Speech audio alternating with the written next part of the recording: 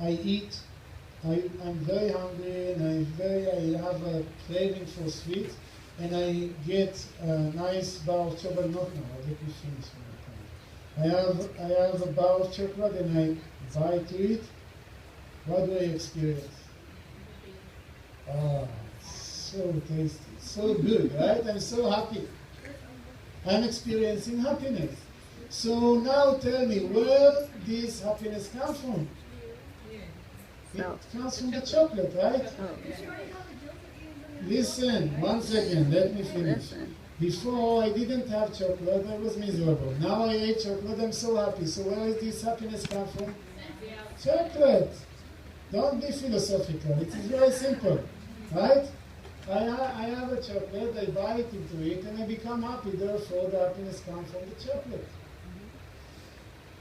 Now let's get philosophical about it.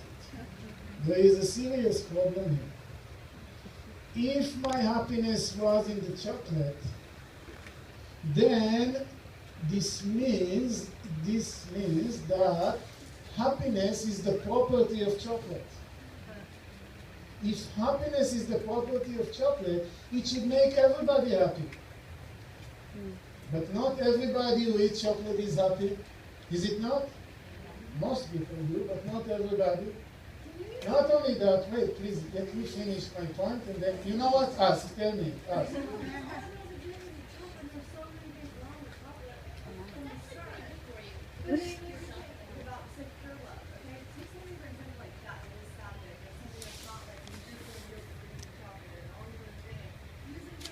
This is a girl who asks too many questions in every class.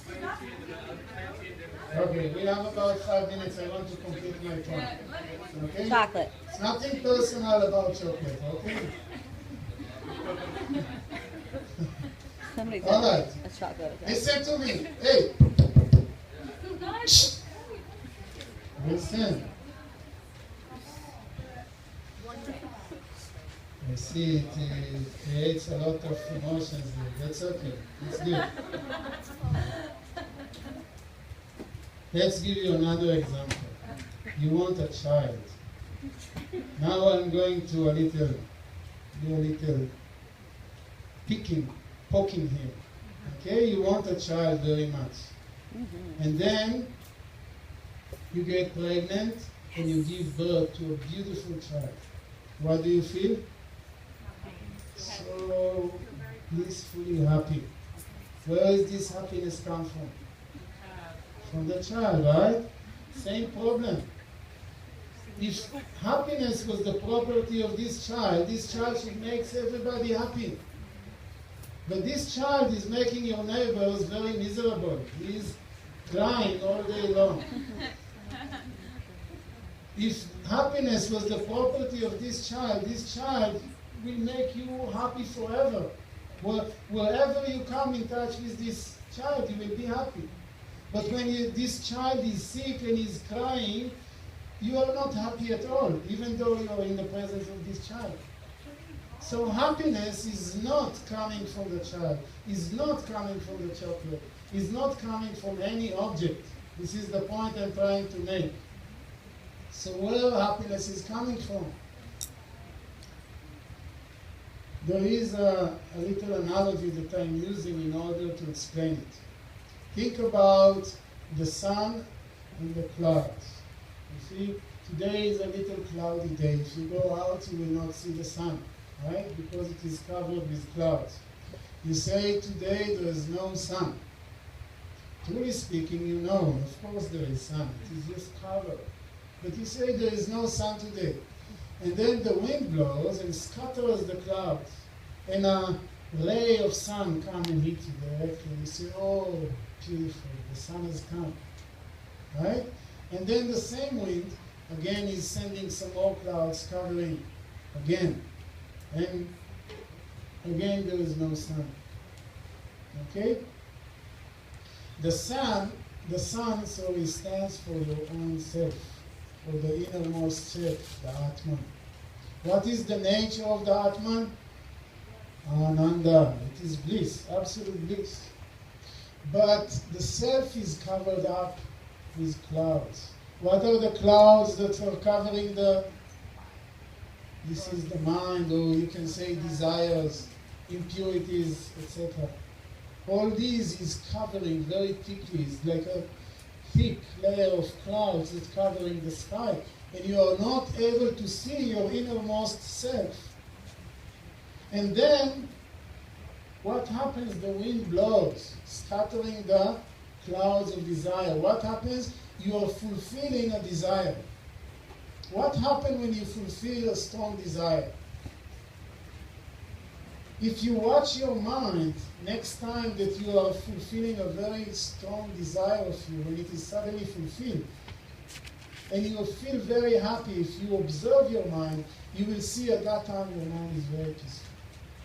What happens is that for a short time, your mind becomes desireless.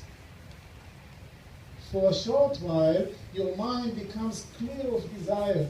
And guess what? At that time, you are able to plunge into your true nature. It is like the opening in the clouds and you suddenly see the sun.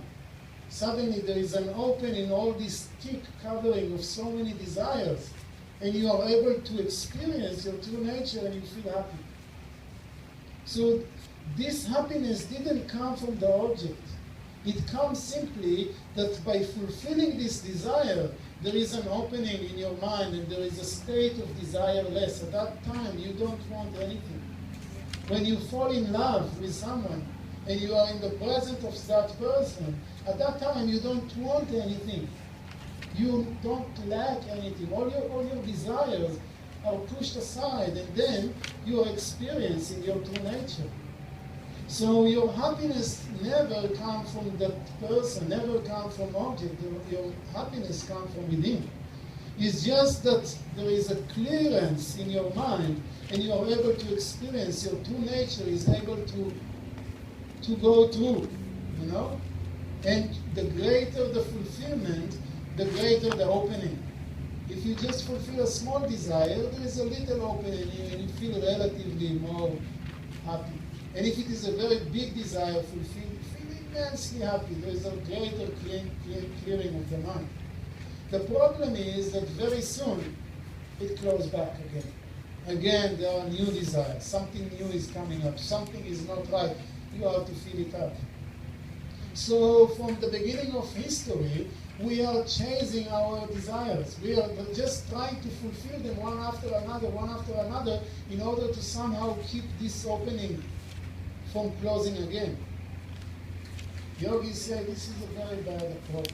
It will never lead you to happiness.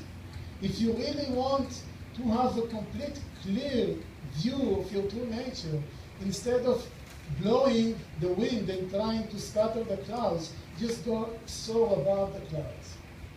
And then, even if clouds are there, you are in direct contact with the sun.